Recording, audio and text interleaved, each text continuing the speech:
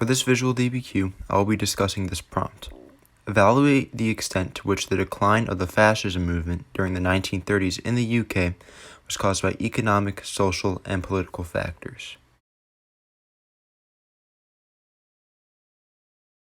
After the First World War, much of Europe went into a Great Depression due to the amount of money nations had wasted on the war, as well as other economic factors. The lower classes were often unable to find jobs, leading many to blame their hardships on the government. This led to the rise of fascism, whose leaders promised quick and easy solutions to end economic peril. Despite having to sacrifice many liberal rights, those living in the poorest countries in Europe welcomed fascists and hoped that they would fix all their homeland's problems. Although the British Union of Fascists' theories on how to fix the UK's economic problems during the 1930s were heavily criticized, the political social factors of Parliament's restrictions on the BUF and the British masses' rejection of the BUF led to the failure of fascism within the UK.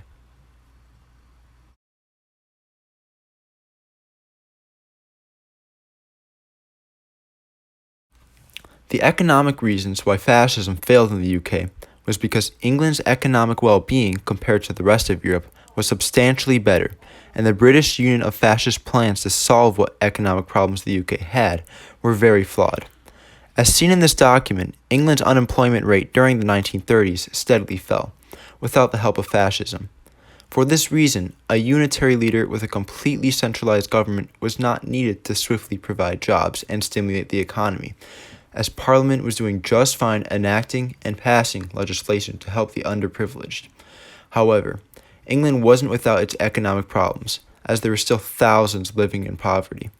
Oswald Mosley, the leader of the British Union of Fascists, suggested that in order to improve England's economy, they should focus on a home market-based economy rather than one based on exports and imports. This was flawed in the fact that England had limited natural resources, and being an island country, its economy heavily relied on trade. Becoming isolationist would only worsen England's economy. From Mosley's point of view, a home market economy seemed the best option, because he was very influenced by Mussolini and Hitler, in which isolationism and home market economies allowed for economic growth in their respective nations.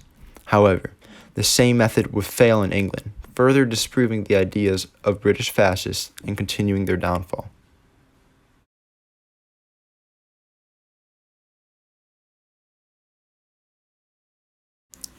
Another reason for the decline of the British Union of Fascists is the political social factor of Parliament enacting law to suppress and outright ban the British Union of Fascists. After severe public backlash towards the BUF's Olympia rally and Cable Street March, which we'll talk about later in the video, Parliament passed the Public Order Act of 1936. This is a primary document, and the exact act is shown right here. The act prohibits wearing political uniforms in public places and requires police approval before protests and rallies can be held. This act was made to specifically weaken the BUF, as members, known as black shirts, wore all black attire with the BUF symbol on their arm, which is shown here. It also prevented spontaneous rallies, and the BUF had to consult the police before marching. This act was political in that it weakened a party that many in Parliament were threatened by. It is social in that it responded to many complaints about the party, especially anti-fascists who were afraid of their anti-Semitic and anti-liberal ideology. Another act of Parliament that led to the downfall of fascism in the UK was titled Defence Regulation 18B. This was enacted in 1940 as a response to Britain declaring war on Nazi Germany. An excerpt of the act is shown here. The regulation prohibits any organization that is under foreign influence or has members that are sympathetic to or have associated with officials from any nation that the UK is at war with. Anyone that falls under this category can be detained and sent to prison. Due to this regulation, Oswald Mosley and many others in the British Union of Fascists served time in prison. The purpose of this regulation was to shut down the BUF in order to protect Britain from a fascist insurgency, as many in the party were supporters of Hitler and Mussolini. This act worked. The British Union of Fascists was disbanded, and its leader, Oswald Mosley, had trouble finding his footing in politics again years later. Parliament could breathe a sigh of relief, as they would no longer have to worry about enemies from within and could focus all of their energy on the war effort. This regulation was political in that it was a response to going to war with Germany, but was social in that it prevented the fascist ideology from continuing to spread among the masses.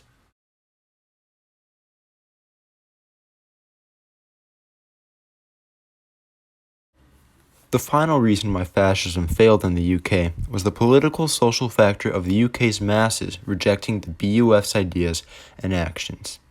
England's government was built off itself for hundreds of years, and fascism discredited all that the nation had worked toward. Negating England's political history didn't sit well with people. It especially didn't sit well with the creator of this cartoon.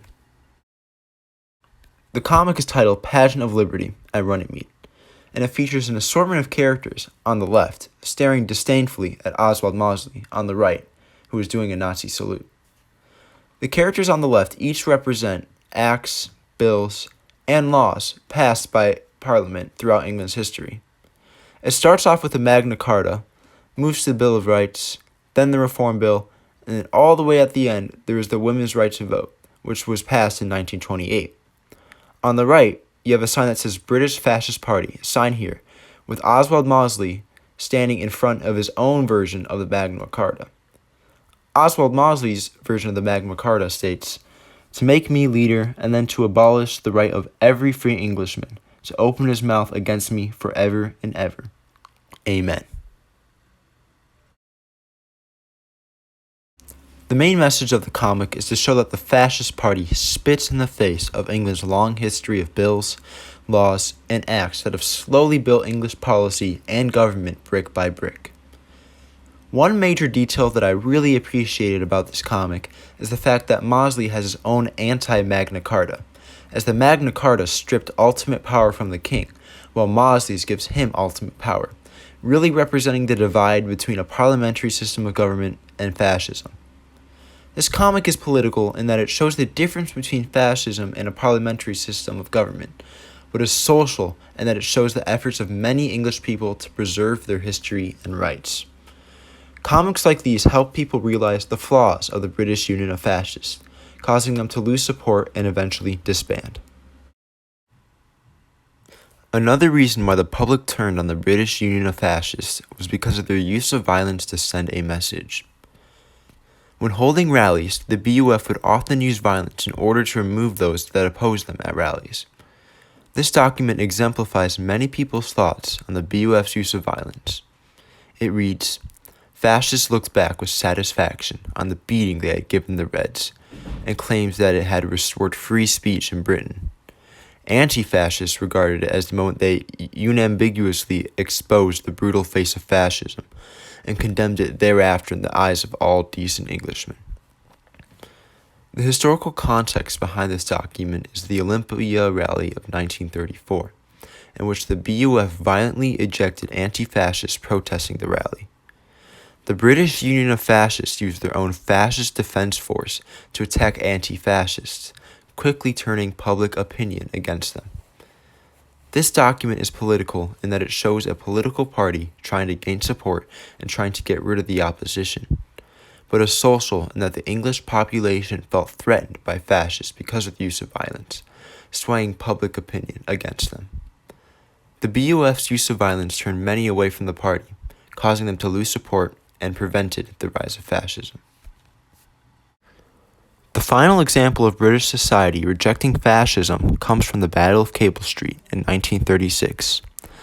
The BUF was holding a rally, with members and leaders marching through the streets, but they were stormed by many different groups of people that were against fascism, all working together to stop its spread. This next document is a video recording of the events that took place on Cable Street in 1936. Passing the Tower of London, 5,000 fascists rally to their mobilization for the much advertised march through the East End. And Sir Oswald Mosley, black shirt leader, arrives at Royal Mint Street to inspect his followers. In Stepney, thousands of East Enders prepare to resist the invasion, barricading the path the fascists will take. 6,000 police are already concentrated in the area. Others are rushed to reinforce them. Communists, Labourites and Jews jam the fascist route, resisting the peaceful efforts of the outnumbered police to clear the way. Incensed by black shirt, anti-red, anti-Jew propaganda, 5E10 boroughs unsuccessfully petitioned the Home Office to forbid the march. Now the crowd take matters into their own hands. Mounted police come to their colleagues' help. Batons are drawn and heads broken as the anti-fascist demonstrators resist efforts to disperse them.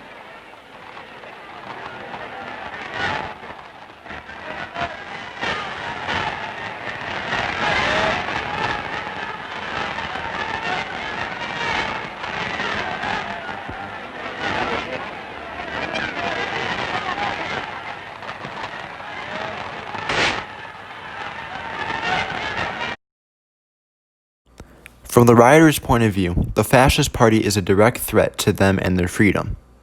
Many of the anti-fascists protesting were Jews and communists, and since Oswald Mosley started to develop the same views towards them as the Nazis in Germany, Jews and communists believed that the British Union of Fascists was not only a threat to their freedom, but also their lives.